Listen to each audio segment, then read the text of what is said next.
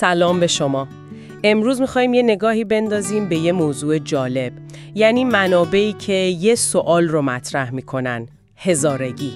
این که آیا واقعاً یه گویش از فارسیه، اونطور که معمولاً توی افغانستان شناخته میشه، یا نه میشه گفت یه زبان مستقله؟ سلام، بله موضوع واقعاً جذابیه. منابعمون هم پژوهش‌های زبانشناسی اجتماعی توی استرالیا و ایرانه، به علاوه یه نگاه کلی به خود زبان فارسی. میخوایم ببینیم این منابع چی میگن و چطور به این سوال که خب پیچیده هم هست نگاه میکنن. دقیقاً، چون این مرز بین زبان و گویش راستش هیچ وقت خیلی شفاف و روشن نبوده. درسته. هم باید ببینیم معیارهای فنی زبانشناسی چی میگن، مثل همین فهم متقابل و همین که چطور مسائل اجتماعی، سیاسی، مثل چیزایی که برای جامعه هزاره توی استرالیا پیش اومده، چطور اینها میتونن روی تعریف یه گونه زبانی اثر بذارن. خب برای شروع اون معیار اصلی که زبانشناسا معمولاً بهش استناد میکنن چیه؟ یعنی چطور این تفکیک رو انجام میدن؟ ببینید، مهمترین معیار فنی، یعنی چیزی که بهش میگن فهم متقابل هست. فهم متقابل؟ بله، خیلی ساده‌ش اینه. اگه گویشورهای دو تا گونه زبانی بتونن بدون اینکه آموزش خاصی دیده باشن، راحت حرف همدیگر رو بفهمن، معمولاً میگیم اینها گویش‌های یه زبان واحدن. آها. ولی اگه نفهمن، زبان‌های جدا حساب میشن. البته اینم بگم که این معیار میدونید مطلق نیست. یعنی همیشه صدق نمی‌کنه؟ نه، دقیقاً. گاهی وقتا عوامل غیر زبانی، مثلا مرزهای سیاسی کشور یا اعتبار جایگاه اجتماعی که یه گونه داره، باعث میشه این معیار یه جورایی نادیده گرفته بشه. مثلا برای لکی این اتفاق افتاده. آها، جالبه. بسته به اینکه گویشورهاش تو کدوم استان ایران باشن، گاهی گفتن گویش لریه، گاهی گفتن کردیه، که این بیشتر به جغرافیا و تقسیمات کشوری ربط داشته تا خود زبانشناسی. خب این برای هزارگی چطوره؟ معمولاً که کنار گویش‌های دیگه فارسی افغانستان، مثل کابولی یا هراتی میذارنش. درسته. یه ویژگیش هم که میگن اینه که وامواژه‌های مغولیش بیشتره، که خب اینم برمیگرده به تاریخ و تماس‌های فرهنگیشون. بله، دقیقاً همینطوره. از نظر زبانشناسی تاریخی اگه نگاه کنیم، فارسی ایران، دری افغانستان و تاجیکی تاجیکستان، اینها اغلب شکل‌های مختلف یا مراحل مختلف از یک زبان واحد با ریشه مشترک دیده میشن. بله. و خب فهم متقابلم بینشون زیاده واقعاً. اما این تمام ماجرا نیست، مخصوصاً وقتی پای هویت و سیاست میاد وسط. و ظاهراً اینجاست که داستان استرالیا یکم مسیر رو عوض میکنه، یه اتفاقات دیگه افتاده. بله، یه پژوهش خیلی جالب هست که نشون میده چطور هزارگی توی استرالیا انگار داره در یه فرایندی که محقق بهش میگه ابداع زبان یا ساخت زبان. ابداع زبان؟ بله، داره به سمت اینکه یه زبان مجزا توی اسناد و رویه‌های رسمی شناخته بشه حرکت میکنه.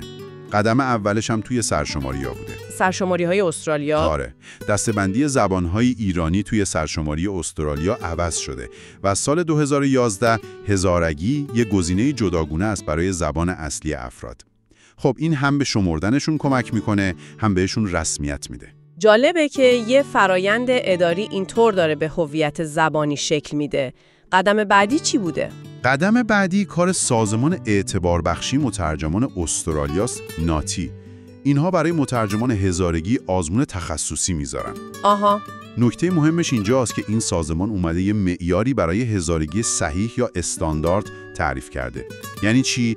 یعنی اون چیزی که یه هزاره معمولی توی منطقه سنتی هزارستان میفهمه. خب و جالبتر این که اگه از واژه‌های غیر هزارگی استفاده کنی، مثلا کلماتی که توی شهرهای بزرگ افغانستان رایج شده و شاید از زبانهای دیگه اومده، یعنی کلماتی که از فارسی معیار گرفتن مثلا؟ دقیقاً، یا از زبانهای دیگه وام گرفته شده، توی آزمون نمره منفی داره.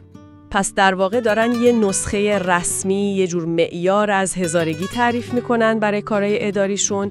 درسته که شاید اصلا توی خود افغانستان به این شکل مشخص وجود نداشته باشه.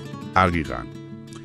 و خب همین جاست که انتقادا هم مطرح میشه دیگه. منتقدین مثل پژوهشگر همون منبع اول میگن این کار، یعنی این استانداردسازی سفت و سخت، یه جورایی واقعیت تاریخی هزارگی رو نادیده میگیره. چطور؟ ببینید هزارگی همیشه در تبادل با زبانها و گویش‌های دیگه بوده به خاطر تاریخ پرفراز و نشیبشون، مهاجرت‌های زیادشون. این استانداردسازی ممکنه اون رو از این وافت طبیعی و ریشه‌هاش جدا کنه. پس این استانداردسازی توی استرالیا خیلی با انگیزه‌های هویتی گره خورده. این ارتباط زبان و هویت توی خود منطقه، مثلا افغانستان یا بین مهاجران توی ایران چطور دیده میشه؟ قطعاً توی منطقه هم این ارتباط خیلی قویه. همونطور که منابع میگن توی خود افغانستان هم تلاش‌های سیاسی بوده که مثلا دری رو یه زبان متمایز از فارسی ایران نشون بدن. بله، این بحث همیشه بوده. که اینم خب انگیزهای سیاسی و هویتی خودشو داره. برای خود هزارها هم چه تو افغانستان چه کشورهای دیگه زبانشون بخش خیلی مهمی از هویت قومیشونه. باش خودشونو معرفی میکنن. حتی گاهی سیاسی. همینطوره. این گره خوردگی زبان و هویت رو میشه بین مهاجران افغانستانی توی ایران هم دید. یه پژوهشی که نگاه کردیم نشون میده که نسل‌های مختلف، حتی جنسیت‌های مختلف، انتخاب‌های زبانی متفاوتی دارن. چطور مثلا؟ این انتخاب‌ها نشون دهنده راهبردهای هویتیشونه. مثلا نسل اول به خصوص مردهای مسن‌تر میبینیم که تمایل بیشتری دارن گویش اصلی خودشون رو حفظ کنن. شاید حتی به عنوان یه نماد مقاومت فرهنگی. در حالی که نسل جوانتر یا مثلا زنها گاهی برای اینکه راحت‌تر توی جامعه میزبان جا بیفتن ممکنه آگاهانه بیشتر برن به سمت گویش‌های رایج‌تر توی ایران. بسیار خوب. با همه این توضیحات اگه بخوایم یه جمع‌بندی کنیم برای شمایی که دنبال جواب این سوالید، چی میشه گفت؟ انگار جواب سیاه و سفید زبان است یا گویش است نداریم. از نگاه صرفاً زبان شناختی با معیار فهم متقابل با دری شاید بگیم به تعریف گویش نزدیکتره، اما خب نباید قدرت عوامل اجتماعی و سیاسی رو دست کم گرفت.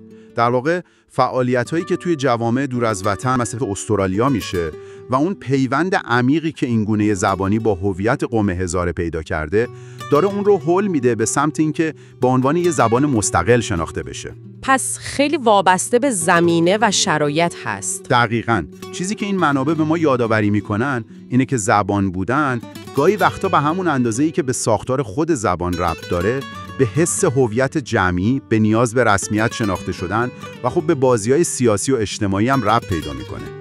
جالبه که میبینیم چطور فرایندهای اداری توی کشور مهاجرپذیر مثل استرالیا میتونه بالقوه این روند تمایز زبانی رو سرعت ببخشه. شاید حتی سریعتر از گذشته. واقعا موضوع پیچیده‌ایه و نشون میده این مرزهای زبانی چقدر میتونن سیال باشن و تحت تاثیر عوامل مختلف تغییر کنن. بله و خب این یه سوالی رو هم برای شما باقی میذاره که روش فکر کنید.